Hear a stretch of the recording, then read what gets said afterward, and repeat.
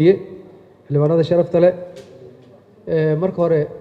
xildhibaanada halkan imaanaya guddoomiye dhahay inay ka dhaafaan guddoomiye waaye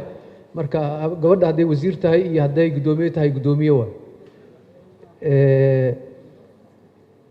markaan ka hadlo cutubkan labaad ee ka hadlaya xuquuqda aasaasiga iyo waajibaadka muwaadinka waxaan la waafaqsanahay qodobka 11aad faqradiisa afraad ee ka hadlaysa qofna maqaam iyo maamuus uu leeyahay awgeed ugama baxsan karo la xisaabtan iyo ay faldambiyeed uu galay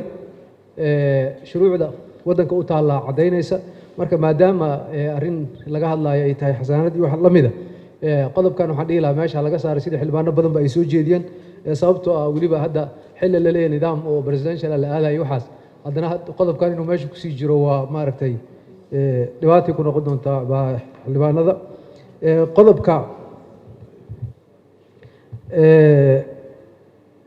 ka hadlaya xuquuqda iyo xorriyadda asaasiga ee qofka iyo xadidaadiisa oo qodobka 13aad farada labaad waxay leedahay noloshu waa deeq ilaahay subxaanahu wa tacaala uu siiyey bani aadamka oo idil sidaa daraaddeed waa xaq dabiici ah oo qofna aan laga qaadi karin waa xaq dabiici ah qofna aan laga qaadi karin waa nolosha marka ilaah wax nooleeyo waxna dila allah yuxyi wa yumiit marka meeshaas maadaama wax cusub uu yahay meesha lagu soo kordhiyey in la iska fiiriyo maaragtay sharci ahaan iyo haddii loola jeedo qatli loola jeedo qatla nafs allatii xarama allahu ilaa bilxaq ay tahay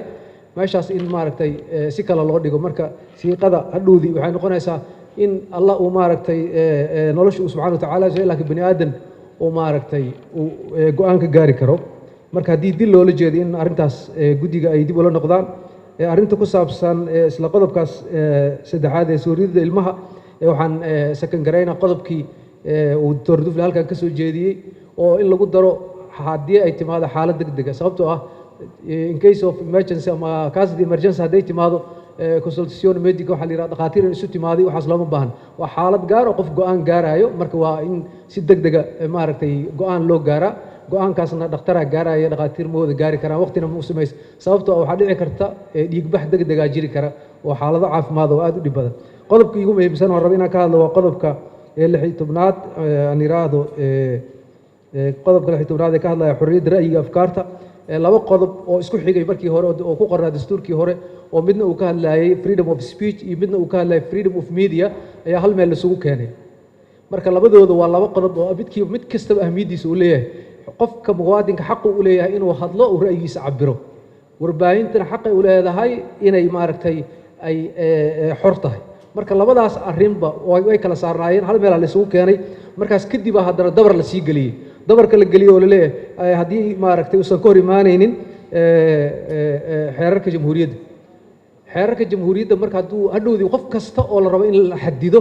oo maaragtay waxaa la leeyahay wuxuu ku xadgudbay xeerka oo waddanku u yaal xeerarkii maaragtay jamhuuriyaddu ku xadgudbay marka dad badanaa afkaartooda loo diidi doonaa warbaahin badanaa loo adeegsan doonaa marka in dabarkaas laga saaro sidii hore uu ahaa in laga dhigo dib loogu celiyo qodobka kale ee 19aad runtii guddiga si fiican ay maaragtay u dhigeen oo arrimaha hoyga laga hadlaayo inkastoo ay ficnaan lahayd maaragtay sida oo qofka waqtiga iyo sida loogu tagaayo ma waxaa horeeya maaragtay in guriga la galaa horeyso mise waxaa horeysa in qofka visa la siiyo oo maaragtay ama email la yiraahdo ama loo yeero marka aad iyo aad u mahadsantiin guddoomiye qodobka ugu dambeeya 19aad muwaadin kasta wuxuu oo kale wuxuu xaq u leeyahay inuu helo baasaboor Soomaali ah wuxuu xaq u leeyahay inuu helo haddii xaq u leeyahay inuu helo la yiraahdo macnaha waa isagu gurigiisa joogo inuu helo waa